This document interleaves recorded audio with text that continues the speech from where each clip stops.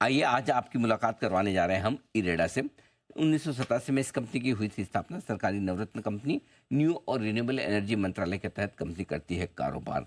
Company के chairman और managing director Pradeep Kumar Das साहब हमारे साथ कार्यक्रम में शामिल हो रहे हैं। मई 2020 से कंपनी की कमान आपके हाथों में है। इस पूरे सेक्टर का 30 साल से ज़्यादा लंबा गहरा अनुभव है दास साहब का। कोलकाता यूनिवर्सिटी से आपने कॉमर्स में ग्रेजुएशन की है और भुवनेश्वर से जेवियर्स इंस्टीट्यूट से आपने post graduation diploma in management किया है और आप ICMAI के फेलो मेंबर और CS इंस्टीट्यूट के भी मेंबर हैं। नतीजे आए थे यहाँ पर कल सुबह सुबह, बहुत ही दमदार नतीजे पेश किए। एक बार जल्दी से आपके सामने रख दूं। नेट इंटरेस्ट इनकम में 49% की दिखी है बढ़त, मुनाफा 41% बढ़कर आया है। एसेट क्वालिटी मजबूत रही है कंपनी की। आइए इन्हीं नतीजों पर विस्तार से बातचीत करते हैं दास साहब से। सर गुड मॉर्निंग, बहुत बहुत स्वागत है आपका। सबसे पहले सर बधाई आपको, बहुत ही दमदार परफॉर्मेंस एक बार फिर से आपकी कंपनी की आई है इस तिमाही में। बताएं सर, क्या खास कारण रहे इस दमदार परफॉर्मेंस के पीछे? नमस्कार अनिल जी, बहुत बहुत धन्यवाद यहाँ बुलाने के लिए।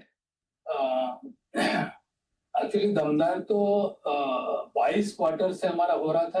अगला क्वार्टर जो लास्ट क्वार्टर था उसमें खाली एक अकाउंट का प्रोविजनिंग के चलते हमारा परफॉर्मेंस थोड़ा खराब हुआ था। जो net profit PAT and all, अगर देखेंगे तो ऑपरेटिंग प्रॉफिट भी हमेशा हमारा अच्छा रहा है। और परफॉर्मेंस का साथ साथ हमारा जो कॉर्पोरेट गवर्नेंस में शुरू से बोल रहा हूँ कि बहुत डिसिप्लिन तरीके से हम ग्रो कर रहे हैं।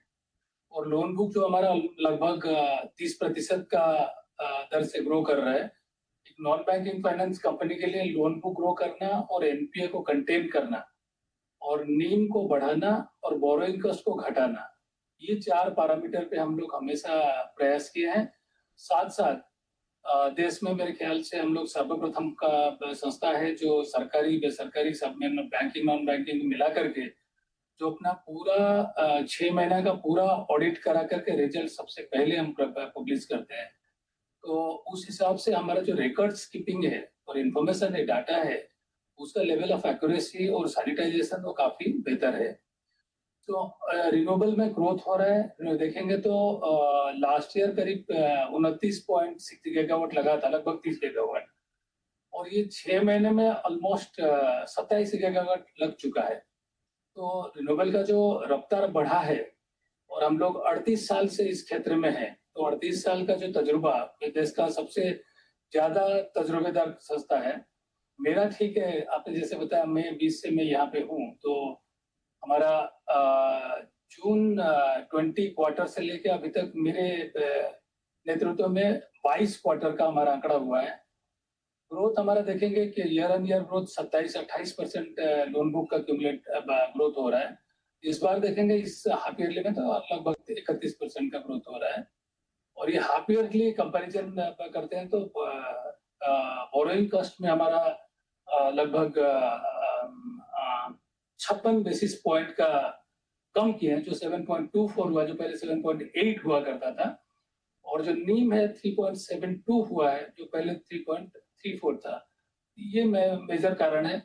और संस्था जैसे जैसे, क्योंकि एक जो इंसिडेंट हुआ था लास्ट, आपको याद होगा, जो जनसल इंजीनियरिंग को लेके, तो सारे हमारे निवेशक भी थोड़ा चिंतित थे। उस टाइम में मैं भी आश्वासन दिया था कि हमारा गवर्नेंस में काफी प्रूडेंस है और आरबीआई का दंड मापदंड को हम लेते हुए ठीक से काम करते हैं। ये जो हुआ था, जो डेवलपर का बोरोवर का इनडिसिप्लिन अप्रोच से, अभी तक जो इंटरिम रिपोर्ट आया है उसे इनडिसिप्लिन अप्रोच से हुआ है। सेक्टोरल इशू नहीं था या गवर्नमेंट का कोई पॉलिसी का इशू हमें नहीं लगा, या हमारा अप्रेजल या ड्यू डिलिजेंस में कहीं खामियां नहीं था। तो मेरा हिसाब से हमारा ये जो total 360 degree checks and 360 degree holistic approach है, वही हमारा मेन कारण है। बिल्कुल ठीक बात है। जब आपसे बात हुई भी थी, आपने कहा भी था कि चिंता करने की और घबराने की बिल्कुल भी जरूरत नहीं। आपने अपने निवेशकों को भरोसा भी दिलाया था। अब सर बताएं, वैसे तो परफॉर्मेंस बहुत ही रोबस्ट हर एक पैरामीटर पर रही है। ये बताएं सर, सोलर, विंड, हाइड्रो वगैरह, ये जो आपके अलग अलग सेगमेंट है, इसमें किस तरह की ग्रोथ नजर आ रही है, किस तरह की प्रोग्रेस वहां से होती दिख रही है? जो हमारा ट्रेडिशनल सोलर विंड हाइड्रो हम बोलते हैं, उसमें हमारा टोटल लोन बुक का 50% लगभग बुक साइज है। और बाकी जो देखेंगे इमर्जिंग आ रही है, जिसमें एथेनॉल है, ई मोबिलिटी है, स्टोरेज है, ये सब मिसलेनियस कंप्रेस बायोगैस है। उसमें लगभग हमारा 22% है, और जो स्टेट यूटिलिटी को हम दिए हैं उसमें भी लगभग 22% है, और जो छोटे मोटे मिसेलेनियस ट्रांसमिशन ये वो करें तो उसमें 4% लगभग है। और जो वृद्धि हो रहा है सेक्टर में देखेंगे तो अधिकतर तो सोलर का ही हुआ है। अभी जैसे 247 गीगावाट करीब लगा है, उसमें सबसे ज्यादा मात्रा जो लगा है 27 गीगावाट का जो एडिशन हुआ है, उसमें 21.7 गीगावाट सोलर का है, और 3.1 गीगावाट जो विंड का है, 2.4 गीगावाट हाइड्रो का है। तो सोलर का जो गति है वो शुरू से 2014 से जब मैं केंद्र में नई सरकार आई तब रिन्यूएबल पे पूरा फोकस रहा। उसके बाद से सोलर पे काफी रफ्तार बढ़ा। अब देखेंगे जैसे 38 साल से एमएनआरई का हम लोग एक संस्था थे, 12 साल हुआ सेकी को लाया गया, सोलर एनर्जी कॉर्पोरेशन, क्योंकि जो गति बढ़ाने का जरूरत था, एक डिमांड एग्रीगेटर को लाना था और एक पेमेंट सिक्योरिटी मैकेनिज्म को इंश्योर करना था ट्राइपार्टाइट एग्रीमेंट करके पीपीए का थ्रू, जहाँ पे स्टेट का नहीं है सेंटर का थ्रू, तो उससे एक निवेशक को भरोसा मिला, एक डिसिप्लिन तरीके से ग्रो हुआ। ये जो सरकार का इकोसिस्टम बना कि पीपीए मॉनिटर करना एक सेंट्रल सीपीएससी के थ्रू, और इरेडा जैसा और भी संस्था भी है एनबीएफसी गवर्नमेंट का एज वेल एज बैंक, उनको स्पीड अप करना देने के लिए लोन, प्लस स्टेट का साथ जो इकोसिस्टम मेंटेन किए तो उसमें सोलर का रफ्तार बढ़ा है। बट अभी खाली सोलर बढ़ाने से सेक्टर का रिक्वायरमेंट हमारा पूरा नहीं होगा आगे चल के।